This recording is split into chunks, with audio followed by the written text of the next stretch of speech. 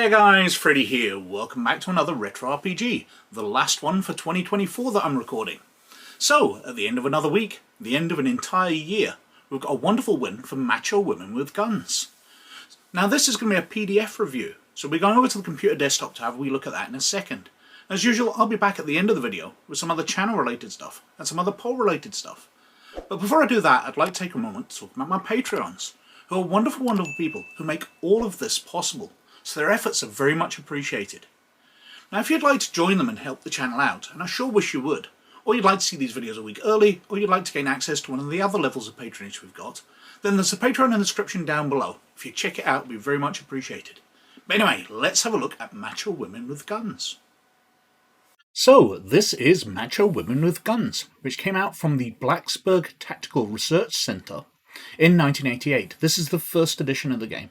Now, a second edition came out in 1994 and is a more fleshed out role-playing game because this is very, very thin. It's actually only 12 pages long. It's a very thin role-playing game indeed.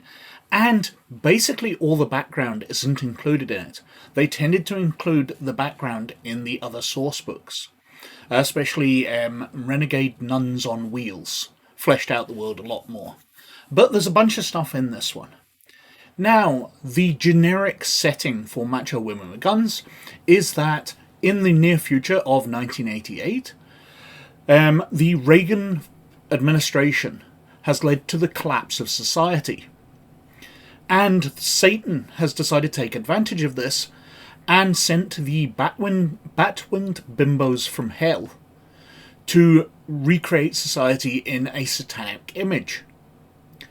Now, the Renegade Nuns on Wheels, it fleshes out that the Vatican has also sent out, let's look this up, the Sisters of Our Lady of Harley Davidson to combat the bimbos.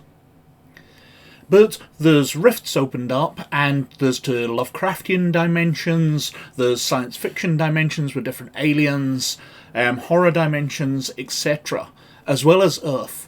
And the Macho Women with Guns are fighting in all of these to save the world. Now if we go to the back cover, we'll get a little background. You want it, we've got it. Yes, science fiction role-playing game you've been waiting for. Macho Women with Guns, the game that shamelessly panders to your basest instincts. Where you can take the part of what else but Macho Women with Guns. Blast aliens to bits. Blast more aliens to bits. Journey across the galaxy looking for aliens, and then blast them to bits. Or integrate the truly universal theme of Macho Women with Guns into your other campaigns, like Heroic Fantasy, where you can use your strength and sword to hack alien monsters to bits. Or post-Holocaust, where you can blast mutants to bits. Or the Roaring Twenties, where you can blast Cthulhu to bits. The possibilities are limited only by the quantity of ammo you can carry. Macho Women with Guns is a game that knows what you want, why you can buy it, get it now. Women and Guns, of course. Disclaimer, any similarity between Macho Women with Guns and any other science fiction role-playing game, adventure, or calendar with many illustrations of scantily clad women carrying big guns is purely coincidental. Really. Now inside, we've got some cardstocks. This is second edition, so these are perhaps from that. But it just seems to date 1989. And then we're into the game. And we've got the introduction, pages of history adventure filled with tales of heroic women who managed to be both beautiful and deadly competent at the same time, like Red Sonja, Heinlein's Friday, and Charlie's Angels. Unfortunately, we've been getting short shrift in RPGs. All the heroes are men, all the pictures are big hulking brutes with swords and sabres and RPG-7s and Minuteman missiles strapped to their backs. But it's time someone made a change, and this game's going to make up for all the neglect of history in one volume. So you're going to see lots of Macho Women with Guns. What? You thought this was a serious game? Well, don't expect your money back. So, the game is a points-buy system, and we go through the stats. Disclaimer, hopefully Macho Women with Guns will amuse, offend, and chastise an equal number of people. Of course, this means at least 3 copies have to be sold, but that's another matter. While it's a playable game, it's more intended as a satire and humour. If you don't like it, too bad. Nah. In Macho Women with Guns, all players will take part of... well, never mind. You've got character points, you buy up your attributes, you've got strength, you've got dexterity, you've got macho, how commanding a presence you've got, your looks, your attractiveness, and your health. And then we've got skills. Now this is where the game opens things up, because skills are really not serious. First skill we've got on here is run in high heels. We've got stuff like shoot little guns, throw things, hit things with other things, like swords, knives, 2x4, baseball bats. Cavort about. Skill will increase your effective dexterity for the purpose of dodging attacks. Seduce creature. Drive things, fly things, do technical stuff. And then we've got a short list of advantages. So we've got plastic surgeon on retainer. Teflon skin. Scriptwriter allows you to reroll one dice because you've got somebody writing the plot for you, somebody more skilled than the player. We've got disadvantages, personal weakness, secret love. Now this is one I absolutely adore. Character has a secret love for certain things. Must make a macho roll with a -5 in order to attack them. Examples include kittens, bunnies, or Patrick Swayze. Top heavy. Character is overbalanced and cannot fire at targets downslope unless there is a railing or other prop to lean on. Chafing. The character is unable to wear any piece of armour that weighs more than one encumbrance because of delicate skin. Then we go into the combat section, talking about what you've been waiting for. Blood spilling, gut-wrenching, brain splattering combat.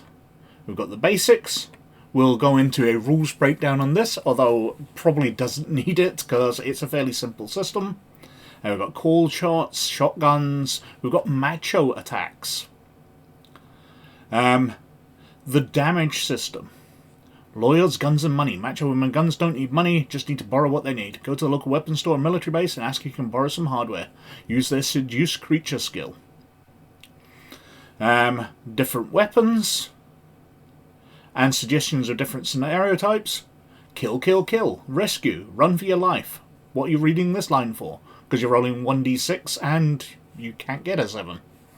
Really taking things seriously, this game. And then we've got the critters section. So we've got killer rabbits, puppies of Tindalos, hell kittens, drunken frat boys, congressional subcommittee, TV evangelists, aliens, J. Edgar Hoover, chauvinist swines, crows with machine guns. That reminds me of an advert we used to have in Britain, Keora, because it had a crow with a sort of fedora on. Cthulhu, obviously one before Cthulhu. Isaac Azathoth. We've got a character sheet allowing you to draw on what kind of bikini or minimal amount of clothing that your macho women with guns has. We've got the stats there, their different types of damage, skills, character points, and your equipment. A couple of pages of hex maps, some more cardboard bimbos, and the back cover. And that's it. There's not a lot to it, but it's a lot of fun. The background is built up in the other booklets, especially Renegade Nuns on Wheels, as I said. But this is just a very basic game. You've got some scenarios there, you go out, you shoot things, you fight things, and you're a bit silly. It doesn't really need much more, although I wish they had put in a page of background. Take the 12 pages up to 13 and give us some background, letting us know about the fall of society and the portals to other dimensions and all that. It really doesn't need much. It would be nice if it had that. But Macho Women Guns, 1988, a lot of fun, and hopefully I'll get to look at the other versions at some time in the future. So that was Macho Women with Guns, and that won the poll this week with a massive 43% of the vote, way ahead of everything else. Because in second place came HOL, Human Occupied Landfill, on 33%. Behind that was OG, which came in on 15%, and way back behind was Maid, which came in on only 9%. Now, while all of those would have been fun to cover, I think only Human Occupied Landfill will make an appearance in the poll again in the near future. The others, it'll be a while before they show up again, because they really weren't that popular. But anyway, they're all cleared out of the poll, and we're going back to a Retro Adventures poll. And it's been a while since we've done a Shadowrun one, because, as we know from polls, putting Shadowrun against anything else is kind of pointless. So I get all the Shadowrun goodness out of the way at the same time. So I'm going for roundabout the 4 oldest adventures in my collection, somewhere up here, which I haven't covered yet. So first up, we've got A Killing Glare, which came out in 1993. After that, we've got Dark Angel, which also came out in 1993. Celtic Double Cross, also 1993. And then fast forwarding to Eyewitness, which came out in 1994. So all adventures from the classic period of Shadowrun, second edition, great stuff coming out. So it'll be wonderful to cover any of those. So we shall see how they do in the poll. I don't think there's going to be much between them because they are all fantastic adventures with a lot to go for each and every one of them. What else have I been up to? Well, as usual, I'm releasing stuff on DriveThruRPG. Not going to go in that in much detail, but if you want to see it, there's a link in the description down below. And over on rpggamer.org, I'm working my way through the Young Jedi Adventures, the kids show. There's some fun stuff in it. It's not for adults at all, so I am not really taking it seriously. And I'm also doing the episodes of Skeleton Crew as they come out, which is also kind of a kids show, but it's more teenagers than little kids. So there is a lot in that. And once the series is finished, I'll be doing stats for that. Whereas Young Jedi Adventures, I'm reviewing an episode and then doing its stats the next day, except when episodes of Skeleton Crew come out and I have to review those. But anyway, this is the last video I'm recording to be released in 2024. It'll be coming out the Monday before New Year. So, when New Year comes, I hope you have a very happy New Year. I hope 2025 is everything for you and your family. 2024, like 2023, has been a bit of a ropey year for me. Lots of health things, not as bad as 2023, but still not great.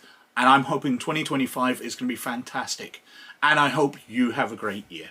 So, Happy New Year when it comes, and I will see you in 2025. When my time. Anyway, I've been wittering on for quite long enough, so thank you very much for watching. But as always, most of all, you look after yourselves and each other. And I'll catch you later. Bye now.